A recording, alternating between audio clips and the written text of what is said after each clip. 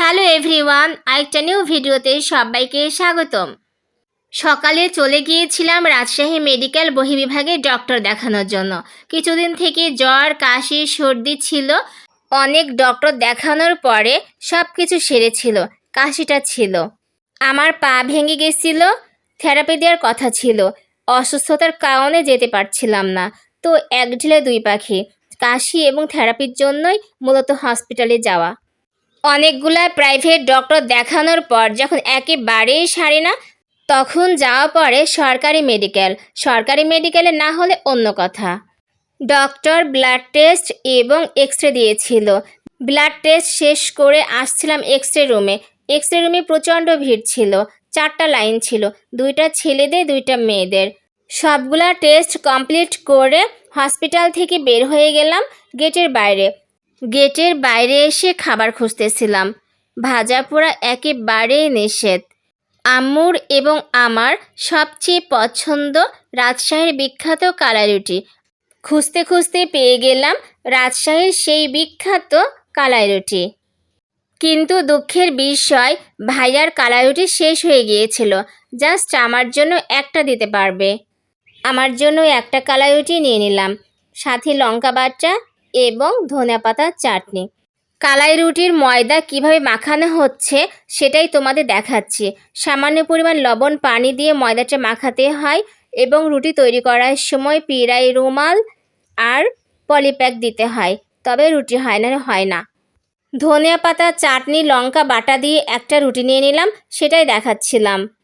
বসে বসে রুটি খাচ্ছিলাম আর মন খারাপ করছিলাম। আমি তো রুটি পাইলাম, কিন্তু আম্মু তো পেল না। খাওয়া শেষ করে আম্মুর জন্য রুটি খুঁজে দেব। খাওয়া শেষ করে খুঁজতেছিলাম আম্মুর জন্য পাওয়া যায় কি না। হসপিটালের সামনে এরকম অনেক সুন্দর সুন্দর দোকান আছে, যেই দোকানগুলোয় প্রয়োজনীয় জিনিসপত্র পাওয়া যায়। তো আমি একটু হাঁটতে হাঁটতে ভিডিও করে নিচ্ছিলাম। গেটের সাইডে আবার পেয়ে গেলাম প্রচুর কালাই রুটির দোকান।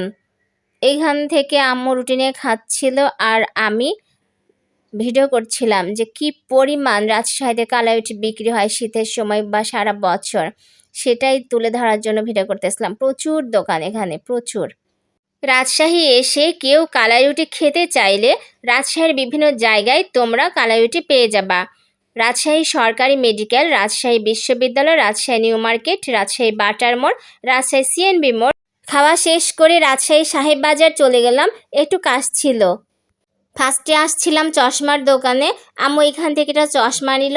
তারপরে নিউ মার্কেটে মোবাইল ফোনের দোকানে কাজ ছিল, সেখানে কাজ শেষ করে হোটেলে ঢুকে নাস্তা করলাম। এখানে নাস্তা হিসেবে নিয়েছিলাম 2 বাটি নুডলস, গজা, সিঙ্গারা, সমোসা। গজা খেতে আমার অনেক ভালো লাগে। হসপিটালে দ্বিতীয় দিন কি করলাম সেটাই শেয়ার করতেছি। ফার্স্টের দিন টেস্ট করাইছিলাম, সেকেন্ড দিনে রিপোর্ট আনতে গেছিলাম। তো রিপোর্টের জন্য এখানে লম্বা লাইন দিয়েছি। আমি ব্লাডের রিপোর্টটা হাতে পেয়ে গেছি, ছিল এক্স রে রিপোর্টটাও আমি হাতে পেয়ে গেলাম। 2টা রিপোর্ট নিয়েই আমি চলে গেলাম ডক্টর দেখাইতে। ডক্টর দেখানো শেষ করে আমি বাসায় চলে আসছিলাম। তো আজকে আমার ভিডিওটা এই পর্যন্তই। সবাই ভালো থেকো, সুস্থ থেকো, বাই, টেক কেয়ার।